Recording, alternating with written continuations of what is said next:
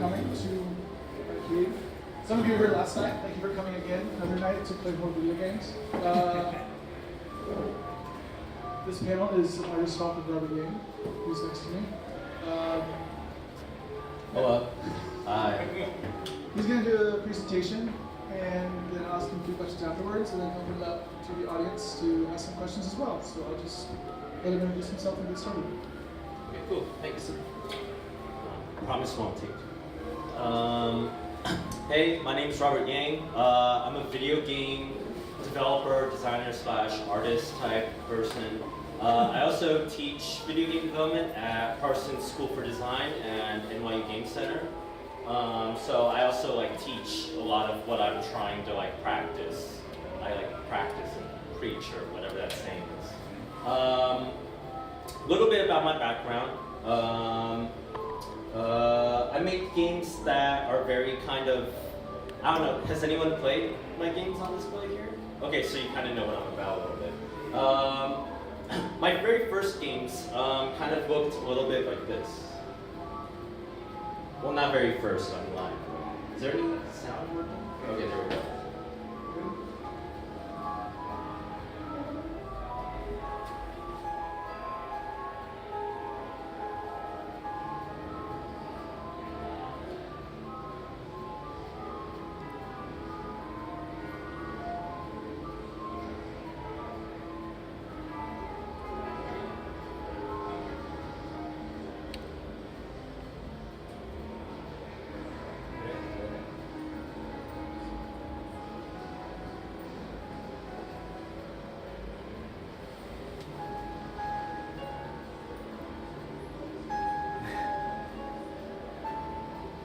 Anyone read Spanish? No? Okay. You got it.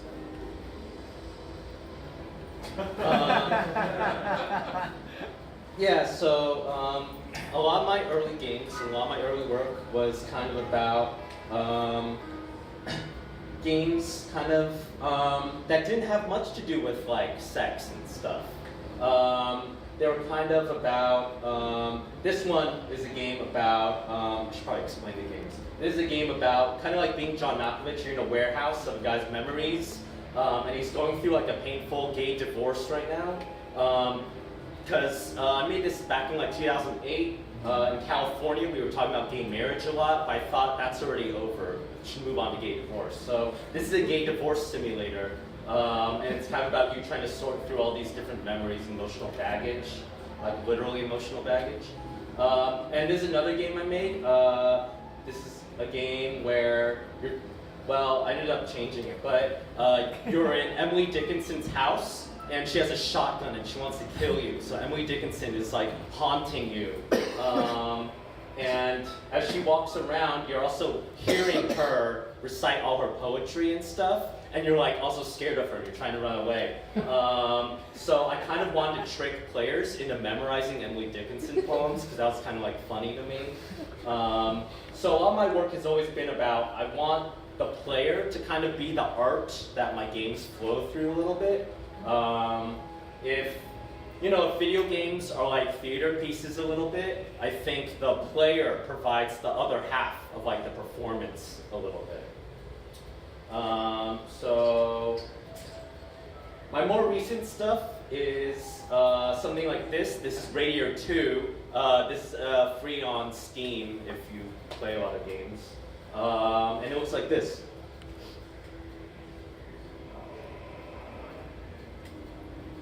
Oh, the sound doesn't... I don't know what happened. Is it going? It's going through the speakers now. I don't know why it's but it's okay, I can just keep going. So this is a game. This is a series of 3 games I made. It's going to go through them shortly. They all kind of work in the same mode, where they're all kind of realistic kind of visuals, or what we in video games in the biz call good graphics. Not really about the quality or interest of the actual image. It's more tied to this idea that if I'm paying $50, I want very expensive production values and stuff, right? So it's a very different value system from like thousands of years of art. So this is the menu screen. Oh gosh. Thanks for fixing the sound.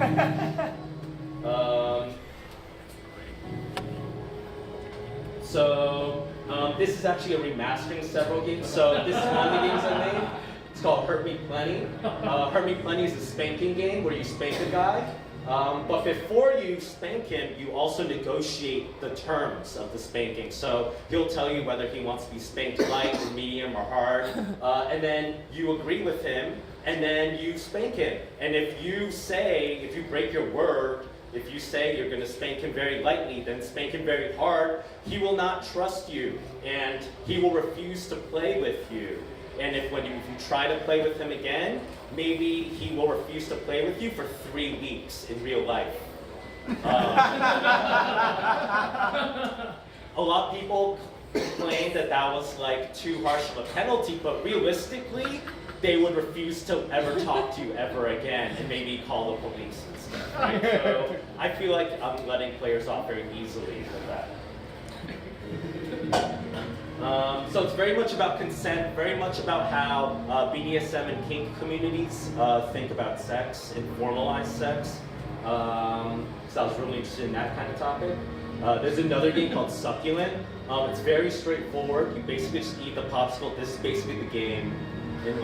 It's just this for like 3 minutes. And you help this hunky beefcake dude eat a popsicle, and it's really hot. So. Then there's another game called Stick Shift. Stick Shift is a game where you basically have sex with your car. You give your car a hand job. Is there anyone under 18 in this? Okay, fine. Yeah, so you basically jerk off the car. Because I kind of feel like our relationship with cars, I come from Southern California where we drive a lot, drive everywhere, right? And we have no trees, and it's a terrible place compared to New York. So I'm used to driving everywhere a lot, and I kind of miss interfacing with my car. I feel when you drive, if you drive, you develop this car sense of how big the car is. Oh, can I fit in that parking space? When you drive, you suddenly turn into this car android kind of thing. So I really wanted to capture that kind of sensuality and tenderness and connection we have with cars, actually. So that's how that game ends. Take the popsicle out. And then that happens too. So my games are very interested in depictions of bodies, trying to look at a male body from a male gaze. Which is strangely radical in video games. A lot of people ask me why I don't make games about women, and the answer is that there's a huge glut of games about looking at women from a male gaze. And there are artists who make games that look at women from a female gaze, like Christine Love. She makes amazing stuff. She made an amazing game about your cross-dressing as your twin brother on a cruise ship high school, and everyone thinks. But everyone knows that you're crossing. So it's just an excuse for a lot of hot lesbian sex. Play that game, it's amazing. But that's not the kind of game I can make, because I don't have access to that experience. So that's what I can do.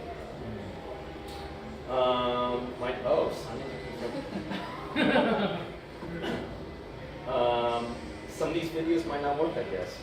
So this is more, I want to talk a little bit more detail on how my games work. So there's a game called Stick Shift. I don't think it's here, right? No. We have Cobra Club and just Cobra Club? Okay. In Stick Shift, you're driving, like I was talking about, and you're driving along. It's inspired kind of by the Ryan Gosling vehicle Drive a little bit. And when you shift up, the car escalates the sexual tension, and you, the human, escalate the sexual tension as well. It's like you're connected, and I think that's what a lot of sex kind of feels like, a little bit shared experience like that. It's a pretty difficult game because I have a lot of trouble driving a manual stick shift car. and I want to liken that awkwardness and difficulty to having awkwardness and difficulty in sex. So as you try to learn how to drive this car, you're also like really bad at driving a car, but you're also bad at sex as well. But it's also kind of nice, right? The car forgives you. The car is going to be there for you. And as you keep shifting, and you can go like this with your car, very immature. Do that with your car to rev it up a little bit. And gradually you shift up and up and up until the climax. I won't spoil it for you. You can play it for yourself. It's a climax. Next game I want to talk about. Oh my god. Well, let's try this.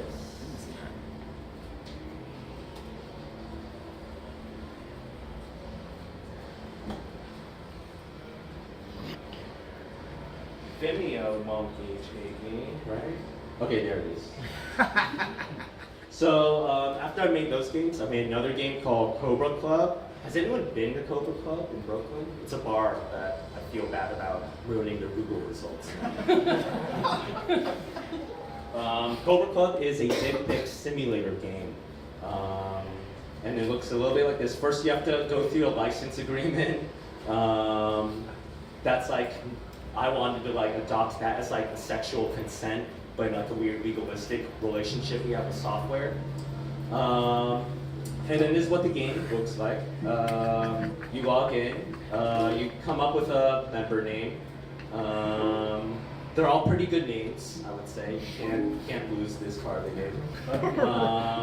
And then you go ahead and you play. And it looks like that. It's pretty much just a straight up dick. So in video games, we have a tradition of character creators where you personalize your avatar, you know, you can make it look like you or whoever you want. And I want to kind of adapt that sensibility to penises. So this is like a dick pic kind of game because I feel like dick pics are often used as tools of harassment and intimidation in the real world. But I wondered, what if dick pics were just about men learning to love their own bodies a little bit and more like that and weren't used as like scary things? I was inspired a lot by a really great website called critiquemydickpic.tumblr.com. I highly recommend it. It's about appreciating dick pics and learning to love the dick that comes in your dick pic. So then you take dick pics and you can actually send them to characters inside the game. And then, and the characters will give you feedback on your dick pic. And it's almost always like body positive, life affirming stuff. You're like, yeah, that dick pic is commercially viable and industrial and stuff. And then you talk with them and then they send you their dick pics and then you can compliment them as well. But it's also very consensual, right? You always have to say, yes, I want dick pics, and then they'll send them to you. Because dick pics are great when everyone wants them, right? And if you don't want them, then dick pics aren't so great. So I wanted to make a game that kind of simulates these politics and actually like enacts a dick pic like utopia or something. And then there's a lot of Instagram filters you can choose. Skip ahead. You can adjust, there's an erection slider, you can play with that. And then after amount of time, oh gosh, eventually as you progress through the game, you get to customize to like 10 different aspects of your dick. You can adjust ball size, ball bias. In the new version, there's a pubes slider, so you can adjust how many pubes you want. There's a foreskin feature that I had to disable because everyone kept telling me I got foreskins wrong. And I'm like, I have one, I know what it is, but they did not like my implementation of foreskins. So I think I had to disable that. But as you keep going through the game, near the end, you find out that the app has a secret government backdoor into it. So actually this game has been leaking your dick pics to an outside internet server this whole time. Oh. And when that happens, let's not watch Maggie Joe. When that happens, you are booted from the game, and everyone blocks you because you leaked their dick pics. So it's kind of about government surveillance as well, in a strange sense. How intimacy and consent is impossible if we have no expectation of privacy. And you're going to see that pattern with a lot of my games. I'm really interested in exploring a fantasy and then the politics and consequences of that fantasy. And half the time that kind of kills the fantasy because that's how real life is. And then my most recent game is, oh, I can't watch it.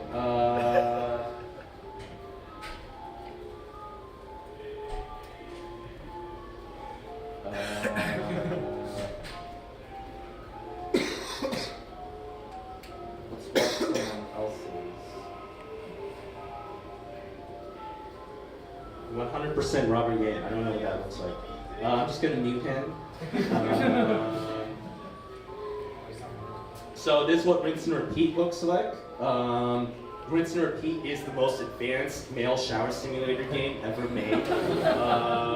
In the game, you are at the shower in your gym, and dudes walk in, and then you're kind of waiting, and then suddenly your best friend walks in to the gym.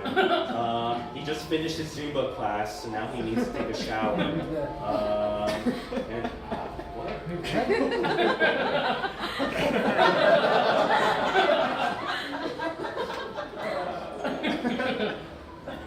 Oh my god.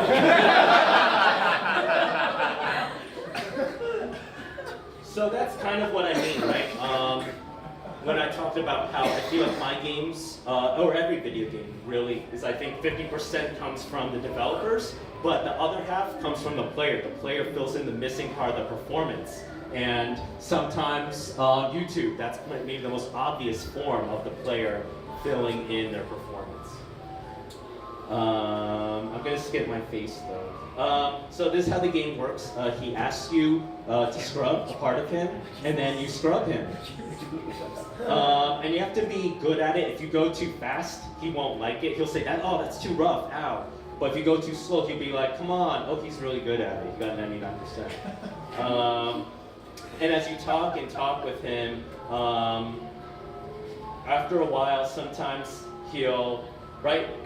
So there's a case where he's had enough of his shower and he's gonna walk off. And then if you want to shower with him again, you have to wait until the next day in real life when he has a Zumba class, which might be at 4 a.m. And if you don't wake up at 4 a.m. to play this game, you miss your slot. And then you have to wait until Saturday at noon to play for the next time. I wanted to make a game about, oh, he's really sad. And then everyone leaves and it's very sad and quiet. And then you have to wait 32 hours. So I wanted to make a game that was more about the players being submissive. Where often when we play games, we can play games whenever we want, right? Games are there for us, always, almost always. I wanted to experiment with a game where you have to play the game on the game's terms. If the video game does not feel like playing with you, there's nothing you can do. You can't play with the game now. So I wanted to experiment with the game being like the dominant or the top in this like sexual relationship. And then the last game I want to talk about real quick is this game. Okay, it's not age-gated, good. This is what I'm currently working on right now. This is going to be the most advanced public male restroom simulator ever. Because restrooms are actually very, very political sites of conflict, right? Segregated restrooms, right? What's going on in North Carolina right now with HB2, right? Restrooms are very, very political, and they're also political historically among gay men, in that restrooms were the place where you might cruise for sex in public with other gay men, because nowhere was safe. Cops were busting gay bars. Where can you go, really, to meet other gay men? You had to go to the bathroom. So this is kind of, this is going to be like a very tricky game for me because part of it is I want to cast capture how it's kind of like desperate a little bit, right? We were pushed to the margins a little bit historically, so that's why we had to do this. But there's also kind of, I also want to honor the bravery a little bit to do this, right? It takes a lot of courage to actually go and do this, and it's really scary and intimidating. As someone who's never done it before, who has been scared of the prospect of trying to do it ever. So I want to capture a game that's has really realistic urine effects. And then watch this. Oh, you keep peeing. There's 20 different urine sound clips that I'm mixing dynamically. And then when you're done, you flush. And it's a very, it's like 1,000 lines of code to get most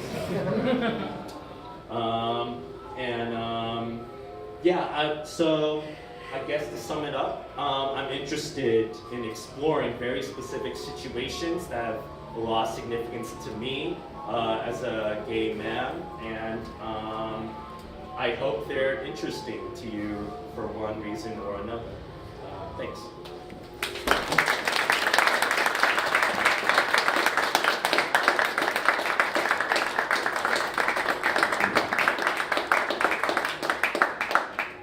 Thank you for coming. It's amazing. Oh, thank you. Thank you for having me. Cobra Club is actually here if you want to take a good dick pic. It's facing the opposite direction when you walk in. It's in the back corner on the left, behind Islands. So if you want to check it out, you should. But I'm just going to ask Robert a few questions and open it up to the audience. The biggest question I have is, even just looking at your videos, some of them are censored from people to watch, which is kind of atypical in the video game landscape, especially because a lot of games incorporate like aesthetics of violence and destruction and are not age-gated. So I wonder if you could speak specifically kind of about your relationship to your audience and who you think that is, because people that are potentially seeking out your games are running the same barriers that we saw tonight. So I'm one of the most censored and banned game developers in the video game world. So there's a video service called Twitch that is probably the most popular. It's like the YouTube of video games, basically.